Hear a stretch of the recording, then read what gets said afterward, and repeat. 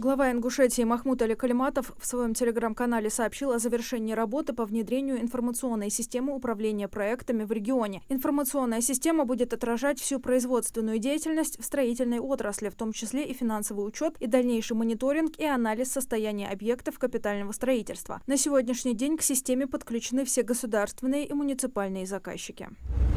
В Сунже продолжаются работы по замене ветхого водопровода. Первый этап проекта, в рамках которого будет заменено 220 метров из 550 метров старых труб по улице Плиева, близится к своему завершению. Рабочие планируют завершить работы на этой неделе. Глава города Аслан Умаров и его заместитель Халид Беков провели инспекционный выезд. В первом чтении принят законопроект, который направлен на защиту прав потребителей и на повышение качества продукции. Согласно инициативе повышаются требования к стандартам организации и техническим условиям, по которым сейчас производят продукты и товары потребления. Они станут такими же проверенными, как и ГОСТы, прозрачными и понятными. Если производитель заявляет, что его продукция соответствует тому или иному стандарту, он должен быть официально зарегистрирован. Кроме того, создается единый государственный фонд стандартов, который не позволит попасть фальсифицированной и некачественной продукции на прилавки магазинов. Список документов, которые вправе потребовать продавец у покупателя безалкогольных, тонизирующих, в том числе энергетических напитков, в случае возникновения у него сомнения в достижении этим покупателем совершеннолетия, составил Минпромторг России. Для граждан России это внутренний паспорт, заграничный паспорт, временное удостоверение личности гражданина Российской Федерации, а также удостоверение моряка, дипломатический или служебный паспорт, удостоверение личности военнослужащего или военный билет. Иностранцы удостоверяют свою личность с помощью паспорта иностранного гражданина или иного документа.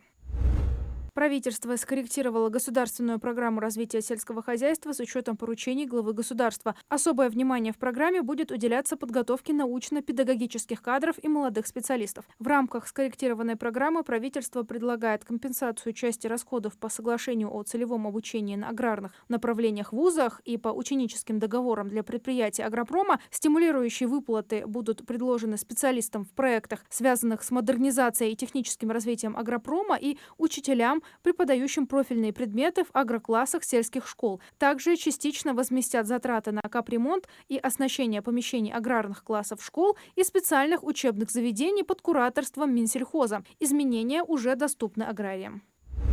Президент России Владимир Путин подписал указ о единовременных выплатах в честь 80-летия Победы. По указу президента выплаты установлены по 80 тысяч рублей инвалидам и участникам Великой Отечественной войны, лицам, награжденным знаками, жителю блокадного Ленинграда, житель осажденного Севастополя и житель осажденного Сталинграда, лицам, которые в годы войны работали на объектах ПВО, морских и авиабазах, бывшим несовершеннолетним узникам фашизма, вдовам инвалидов и участников ВОВ. По 55 тысяч рублей труженикам тыла и бывшим совершеннолетним узникам фашизма. Подавать заявление для получения выплаты не потребуется. Выплаты будут перечислены Социальным фондом России проактивно, без истребования документов в апреле-мае текущего года.